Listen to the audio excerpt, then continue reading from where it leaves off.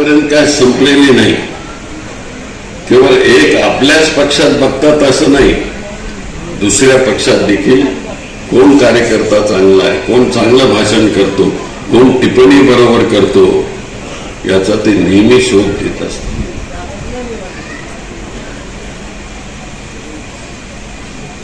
आज आमचे प्रकाशराव कुठून आले, आंध्रमधून आले, सोलापुरात राहिले, त्यांचे वडील आणि मिल कामगाराचा एक मुलगा महाराष्ट्राच्या राजकारणामध्ये कायदे करण्याकरता म्हणून निवड होते त्याची आणि आमदार बनतो आणि महाराष्ट्राच्या कायदे मंडळामध्ये जातो. ही काही साधी गोष्ट नव्हती. कुठून कसा प्रवास,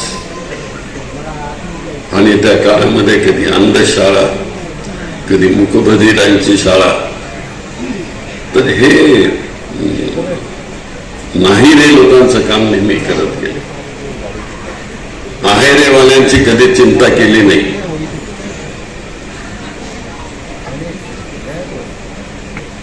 त्यांचे गुरु जर तसे बघितलं तर कोण होते? अप्पासाहेब ब्रह्मनारकर, कमळे गुरुजी, हे तरी तापडी लोक होते, दुसरे कोणी नव्हते. पण त्या तडी तापड्यांच्या नेतृत्वातून त्यांनी आपला समाज उभा करण्याचं काम केलं. ते माझ्याशी बऱ्याच वेळेस भांडायचे. एखाद्या कार्यकर्त्याला काही पद जर काही दिलं नाही साहेब असं नाही चालणार, म्हणून तुम्ही शरदरावांना सांगा म्हणा, तुमचं काम आहे भांडण्याचं. त्यांनी मला असं जोर दिला म्हणून मी शरदरावांशी भांडत होतो. तर असा प्रकाशरावांचा स्वभाव, कामाला लावण्याचा स्वभाव.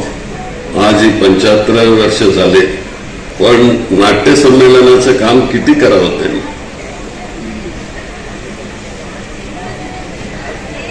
आजही ते निधी मागत फिरतात आणि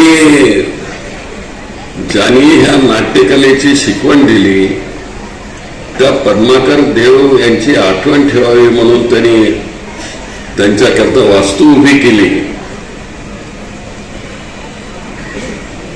आणि नाट्य संस्थेला जागा मिळवून दिली. आणि आज त्या वास्तूमध्ये स्वतःची वास्तू तिथे उभी राहिली.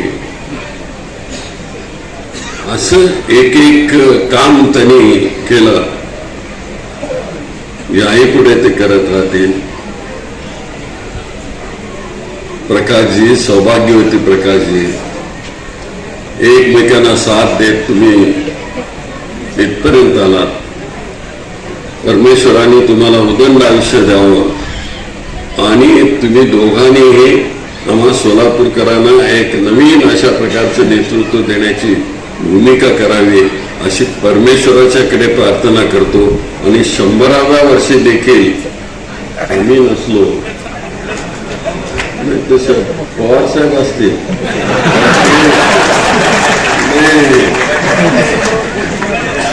ते पवार साहेबांचं काय सांगू नका.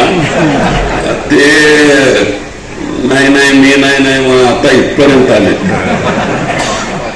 अजून चालता येत नाही म्हणतो, आधार द्यावा लागतो की काय म्हणतो, पण ते झिडकारून देतात. काल किती सभा झाल्या, आम्ही सगळे थकलो, पण हे थकले नाही. त्यांच्यामध्ये समाजसेवेची जी रग आहे, समाजसेवा करण्याची जी रग आहे, त्याला कधीही पूर्ण विराम ते देत नाहीत. आणि त्यांच्या आयुष्यामध्ये परमेश्वराने न देण्याची बुद्धी चालवावी अशाही प्रकारची प्रार्थना करतो. आपण इथं माझ्या मित्राच्या करता तुम्ही आलात शरदरावजी, तुम्हालाही मनापासून मी धन्यवाद देतो. जय हिंद.